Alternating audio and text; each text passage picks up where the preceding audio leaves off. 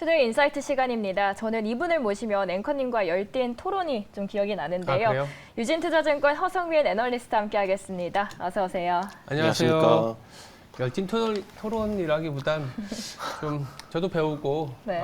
뭐랄까 시장이 워낙 어려웠던 구간에서 우리들이 얘기를 많이 했었던 것 같아요. 맞아요. 결과론적으로는 잘 보신 것 같아요. 시장이 계속 하락했으니까. 첫 번째 질문이 그런 거예요. 2022년 참 힘들었다. 뭐 항상 연말 연초에 만남을 가져보면 힘들었던 2022년 이게 이제 뭐냐면은 레파토리인데. 단골 멘트처럼. 그렇죠. 근데 올해 이제 들어서면은 그래도 1월 초인데 새해에 기대를 해봐야지 했는데 와르르 무너졌습니다. 1월 효과는 벌써 없다라는 얘기를 하고 있는데 그러면 어디에 포인트를 좀 둬서 뭐 2월 효과, 3월 효과 봐야 되는지 일단 그 부분부터 말씀드려볼게요. 네. 저희가 2022년 좀 많이 안 좋았던 건 이제 사실입니다. 예. 네, 그래서 이제 아무래도 이제 많은 분들이 좀 기대감, 좀 희망을 가지고 이제 계절 효과라는 걸 많이 노리시는데요. 예. 계절 효과라는 건 단순히 이제 계절적 패턴. 예를 들어 보통 저희가 시계열 같은 경우 이제 예를 들어 CPI 같은 경우 계절 조정을 한다 이렇게 하잖아요. 이런 식으로 금융 시계열은 이제 특정 계절에 좀 패턴을 보이는 경향이 있기 때문에 증시 주가도 마찬가지로 특정 이제 월에 아니면 이제 연말이나 연초에 좀 주가가 올라간다 그런 이제 상승 추세를 보인다 이런 패턴이 보인다 그런 계절적 패턴 그런 거를 저희가 캘린더 효과라고 부릅니다. 그런 계절적 패턴이 나타나는 걸. 그래서 보통 저희가 연말에는 보통 산타 랠리를 얘기를 많이 했잖아요. 그렇죠. 마찬가지로 이제 산타 랠리는 사실 이제 더 근본적인 캘린더 효과로는 1월 효과라는 게 있는데 사실 산타 랠리는 1월 효과를 노린 이제 선제적인 효과라고 오히려 볼 수 있는데 그래서 1월 효과를 이제 많이 기대감을 가지고 또 증시에서 또 금융시장에서 많이 얘기가 이제 나오고 있는데 사실 1월 효과라는 이제 계절성 자체는 통계적으로는 그렇게 유의하지 않은 이제 계절적 패턴으로 나타나기 때문에 이제 제가 이제 계절성 같은 거는 검증을 통계적으로 하면은 이게 얼마나 이게 우연적으로도 나올 수 있느냐를 검증을 하는데 이제 그걸 이제 통계적으로 잘 살펴보면 사실 1월 효과는 거의 이제 존재하지 않는다. 유지하지 않는다. 왜냐하면 우연하게 이런 패턴이 나타날 확률이 50% 이상입니다. 이건 거의 사실 통계적으로는 거의 이제 수기 불가능한 그런 계절적 패턴으로 확인을 할 수 있고요. 그래서 1월 효과 자체는 이제 지금 기대할 수 없는 상황이기 때문에 저희가 이제 좀 더 좀 엄밀하게 분석을 해서 저희 포지션을 좀 잡아야 될 시점이라고 보고 있습니다. 네. 네, 그러면 사실 침체는 이웃이 일자리를 잃는 거고 공안은 내 자리를 잃는 것이다라고 저를 가르치면서 앵커님이 말씀을 하셨던 게 기억이 나거든요. 예, 맞아요. 네. 현재 경기는 그럼 어느 정도 단계에 진입했다고 보시나요? 지금 경기 사실 작년보다 더 어려운 것 같습니다. 작년 같은 경우는 그래도 이제 5월에 이제 좀 빅스텝 시작하면서 금리 인상이 본격적으로 시작한다는 좀 기대가 있었기 때문에 사실 시장 자체는 좀 안 좋을 것이라는 게 지배적이었고 그런데 지금 같은 경우는 사실 증시가 이제 피벗 기대감을 또 많이 반영을 하고 있다 보니까 지금 증시 레벨 자체는 좀 사실 지금 좀 높습니다. 지금 침체에 따른 이익 둔화를 감안하면 아직도 높은 수준이기 때문에 증시는 아직 기대감을 좀 가지고 있다라고 이제 보이고 있는데 사실 이게 좀 시장이 되게 읽기 어려운 게 그러면 이제 증시가 앞으로 빠질 것이냐 오를 것이냐인데 왜냐하면 실제로 침체가 와서 본격적으로 이익 둔화가 시작되면은 사실 증시는 되게 안 좋을 것인데 사실 지금 시점에 대한 문제입니다. 피봇이 진짜 빨리 이루어지고 그래서 오히려 사실 저희 하우스 같은 경우는 오히려 위기는 침체가 안 올 때 일어난다 이렇게 보고 있거든요. 오히려 이제 긴축이 장기화되고 피봇이 좀 지연되는 시점에서는 오히려 증시가 빠른 피봇 기대감을 반영하는 걸 이제 지치는 그런 상황이 올 수 있습니다. 이제 그런 상황에서는 사실 증시가 안 좋을 수 있기 때문에 사실 지금 시점에 대한 문제인데 그건 사실 사실 이건 연준도 모르는 문제입니다. 연준도 이제 결국 지표를 확인하고 나서 이제 대응을 할 수 있기 때문에 지금 긴축의 이제 표면적인 태도 자체는 23년 중은 금리 인하 없을 것이다. 지표 보고 확인하겠다 하는데 시장이랑 괴리가 상당히 큰 상황입니다. 예. 채권 시장만 보더라도 이제 지금 3.7% 정도 10년물 금리가 미국 10년물 금리가 형성이 돼 있는데 지금 5%까지 정점을 고려하면 괴리가 상당히 있는 상황이라 피봇에 대한 이런 시점이 되게 좀 중요한 그런 상황이라고 보고 있습니다. 네. 그럼 그 반등 시점이 좀 중요할 것 같은데 5개월 전에 나오셨을 때는 과거의 역사와 이번 침체가 좀 다른 부분이 있다라고 하시면서 그게 바로 경기 침체를 아직 주가가 반영하지 않았다라고 하셨거든요. 맞습니다. 2023년이 됐습니다. 그럼 이제는 좀 침체를 반영했나요? 그리고 언제쯤 그 시기가 반등의 시점이 나올까요? 이제 반등의 시점이 나오는 거는 이게 이게 제가 이제 올해 같은 경우는 사실 많은 투자자분들께서 이제 좀 희망을 찾기 어려운 해라고 많이 말씀하셔가지고 예. 제가 그나마 많이 말씀을 이제 드리는 게 아직 희망은 있다는데 이제 희망은 있다. 네, 이제 과거랑 사실 가장 유사했던 침체 구간을 살펴보자면 사실 초인플레라는 것 자체가 이제 거의 40년 만에 나온 거니까 예. 가장 가장 유사한 구간이 이제 80에서 82년대 그 구간인데요.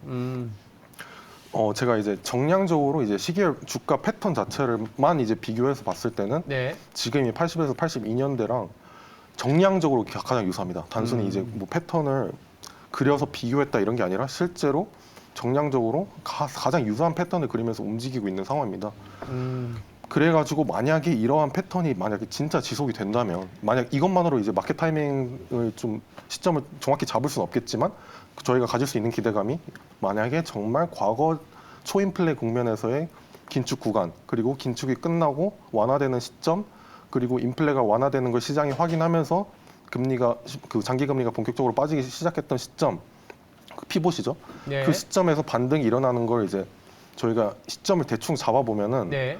빠르게는 이제 올해 2분기에서 3분기고 늦으면 아마 연말 정도. 그러니까 저기 네. 보이는 파란색이 아까 말씀하셨던 1980년대 초반의 주가이고 네, 맞습니다. 빨간색이 현재까지의 흐름이라고 보시면 되는 거잖아요. 맞습니다.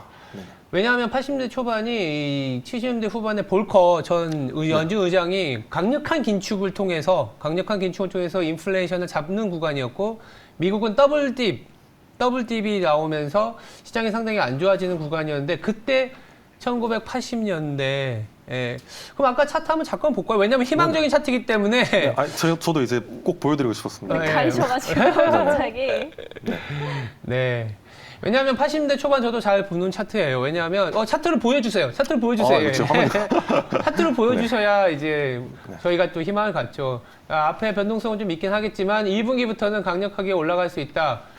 그게 왜 그러냐면 제가 이제 경제학적으로 보면 이 인플레이션 압력이 조금 줄어드는 구간이었어요. 인플레이션 압력이 줄어들고 있고 유가가 급락하면서 전 세계가 희망이 없을 때 갑자기 유가가 급락하면서 비용이 조금은 이게 세이브되는 그런 구간이었는데 어쩌면 좀 비슷하게 또 갈 수 있다라는 생각이 드네요. 맞습니다. 근데 사실 지금 저희가 이제 증시에서 호재로 보는 게 보통 이제 지금 중국 리오프닝 얘기 되게 많이 하잖아요. 맞아요. 근데 사실 아까 말씀하신 것처럼 유가가 사실 CPI에 되게 절대적인 영향을 미칩니다. 특히 이제 상품 물가에는 사실 WTI가 차지하는 이제 분량이 거의 전부기 때문에 비중이 그래서 WTI가 좀 하락을 할 때 지금 사실 CPI가 사실 수혜를 좀 많이 입었고 최근에 좀 YY로 많이 떨어진 것도 WTI가 좀 많이 급락한 영향이 있었습니다. 실제로 원자재 가격이. 근데 사실 중국 리오프닝이 지금 증시에서 호재로 되게 많이 나오는데 실제로 중국 수요가 높아지면 그게 정말 증시에 호재로 작용할지는 저는 아니라고 보는 게. 그래요? 네네. 왜냐하면 이제 중국 리오프닝이 이제 본격적으로 시작되면은 네. 사실 인플레는 상방 압력으로 좀 작용을 할 것 같습니다. 그래서 저희가 YY로 따질 때는 연준에서 목표로 하는 게 연 2%잖아요. 근데 지금 7%대까지 내려온 상황이고 저희 이제 컨센서스는 12월 기준 한 6.7%로 형성되고 있는데 만약에 이제 한 5에서 6%까지 하락을 하고 그 이하에서 YY로 실제로 둔화세가 이렇게 이어질지는 잘 확실하지 않은 상황입니다.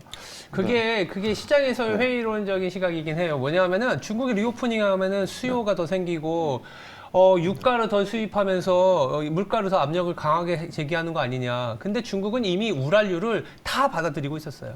그리고 재고를 엄청 많이 쌓아놔서 저 같은 경우에는 저는 이제 반대편에 긍정적인 시각이기 때문에 긍정적인 시각도 말씀드려야 되잖아요. 그렇죠. 중국의 리오프닝으로 인한 물가의 압력은 중국 자체는 아웃풋 갭이라 그래서 생산력이 굉장히 높아요, 지금. 근데 그게 못 돌리다 보니까 침체의 파고가 높아지고 있어서 재고도 많은 상황이고 원유 재고도 많이 쌓은 상황이라서 단순히 이제 리오프닝을 한다고 해서 수요가 올라가는 부분을 좋게 볼 게 아니라 이거는 다시 인플레이션 압력을 제기할 것이야. 그러면 미국이 다시 긴축을 해야지. 그러면 또 달러 강해지지? 달러 강해지면 한국 안 좋아지지. 이거는 작년까지 모습인데 중국이 지금 아웃풋 갭, 즉 지금 자기들이 돌리고 있는 그런 어떤 그 생산 능력 대비 현재 떨어져 있는 부분이 올라가는 거라서 인플레 유발이 그렇게 크지는 않을 수 있다. 물론 그거는 좀 더 봐야겠지만 뭐 희망적인 뉴스도 좀 들어야 되니까. 네. 왜냐하면 아까 차트는 또 희망적으로 보여드렸기 때문에 좀 희망적인 얘기를 하지 않았나 했는데 아직은 좀 그렇다면 제가 그럼 마지막 질문은 그거예요. 사실 이렇게 조금 뭐 뷰가 조금씩 달리고 불안하고 주가는 또 미국은 또 빠지는데 한국은 좋은 건 아니지만 또 하락하면 좀 올라오고 막 이런 상황이거든요. 어디에 좀 배분, 자산일 수도 있고 지역일 수도 있고요. 어디에 좀 배분을 해야 될지 자산에 대한 아이디어가 좀 있을 것 같아요. 사실 지금 정말 단기적으로만 보면 연말에 코스피 되게 많이 빠졌기 때문에 밸류에이션 차원에서는 상대적인 매력이 있는 건 사실입니다. 한국이? 네, 그렇게 생각을 하고요.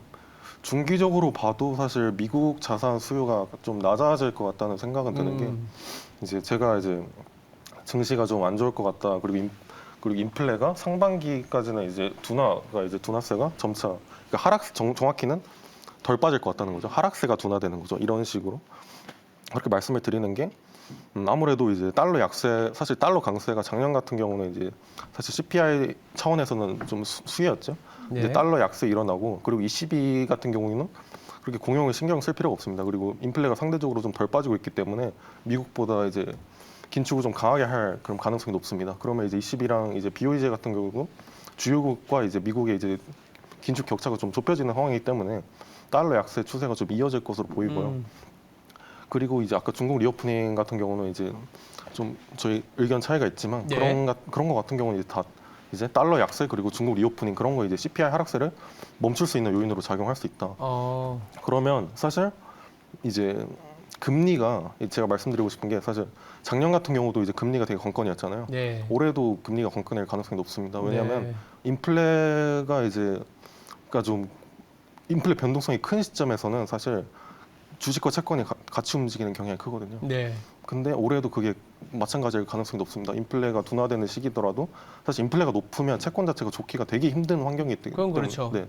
아무리 침체라고 하더라도 이제 긴축을 이제 계속 만약에 강화하고 그리고 장기화 된다면은 사실 장기 금리는 오히려 튈 수 있는 상황이에요. 이제 정확히는 올해죠. 이제 올해 같은 제가 작년 말에 봤을 때 올해 3월 기준으로 올해 3월 만기 이제 채권 포지션 같은 옵션 포지션이 이게 쉽게 말씀드리면 스트레이드 매도가 좀 컸어요. 그게 무슨 말이죠? 스트레이드 매도 같은 경우는 변동성이 크지 않을 것이라고 3월까지. 그렇죠. 가두리 안에 네. 담궈줄 것이다. 이게 네. 이제 스트레이트 매도잖아요. 지금 채권 변동성이 지금 큰 상황인데 시장은 아직까지도 이제 3월까지는 좀 금리가 좀 눌려 있을 것이다라고 생각을 하고 있는 거죠. 근데 문제가 되는 거는 아까 인플레 시기에는 주식 채권 상황이 되게 높게 된다, 같이 움직인다고 말씀을 드렸는데 만약에 눌려 있던 시점에서 실제로 만약에 이제 인플레 좀 하락이 좀 덜 된다, 그리고 달러 약세 관련해가지고 뭐 미국 자산 수요 감소한다 하면은 그 이후에 장기 금리가 튈 가능성이 있어요. 그러면 변동성이 확대된다는 얘기잖아요. 네, 변동성이 더 확대되고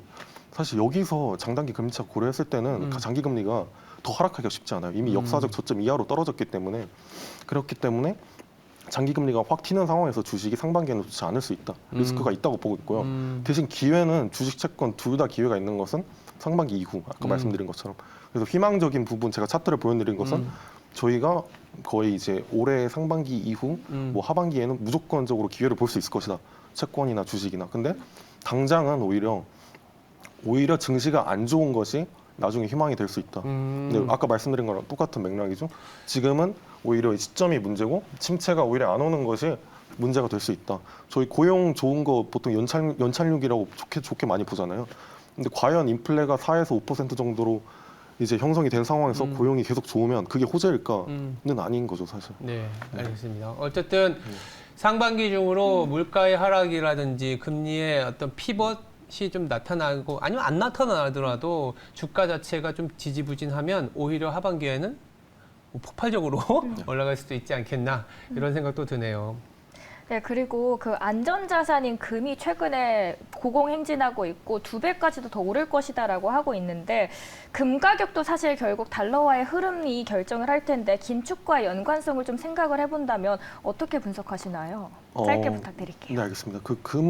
금이나 금 같은 경우는 사실 저희가 비트코인이랑도 많이 비교를 했잖아요. 사실 캐시플로우를 주는 자산은 아닙니다.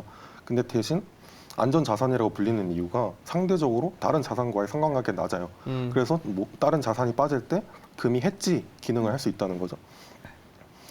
그런 관점에서 인플레에도 좋고 금은 침체에도 좋습니다. 작년 같은 경우는 저희 물가 연동체라는 거는 보통 채권이 주식의 해지 기능을 많이 했잖아요. 물가 연동체 같은 경우는 채권이 이제 인플레 국면에서 인플레를 방어 못하는 거를 물가 연동체는 이제 물가와 가치 금리가 이제 그걸 조정을 해서 움직이기 때문에 보통 인플레이션을 해지하는 역할을 많이 해줬는데 네. 작년 같은 경우는 팁스가 실질 금리가 확 튀면서 물가 인플레이션 대응에 대한 그런 역할을 전혀 하지 못했어요. 사실 보통 인플레 해지 자산이라고 치면은 물가 연동체랑 금, 원자재를 많이 하는데 작년에 원자재, 금 이제 상대적으로 해지 기능을 잘했지만 네. 팁스 같은 경우는 그 기능을 제대로 못했습니다. 네. 근데 올해 같은 경우는 이제 아무래도 침체가 좀 부각되고 있기 때문에 네. 원자재는 좀 사실 상방 압력이 아까 덜할 수도 있는데 네. 금 같은 경우는 이제 인플레 대응도 하고 불확실성이 큰 상황에서 침체 대응도 잘하는 자산이기 때문에 사실 금에 대한 좀 좋은 시각이 시장에 좀 많은 건 사실입니다. 그래서 금 비중을 확대하는 게 상당히 좀 유효할 것이라고 저는 보고 있습니다. 알겠습니다. 네, 이렇게 전반적인 이야기 그리고 앞으로 시장의 전반까지 짚어주셨습니다. 지금까지 유진투자증권 허성민 애널리스트 함께했습니다. 조심히 가세요. 감사합니다. 네.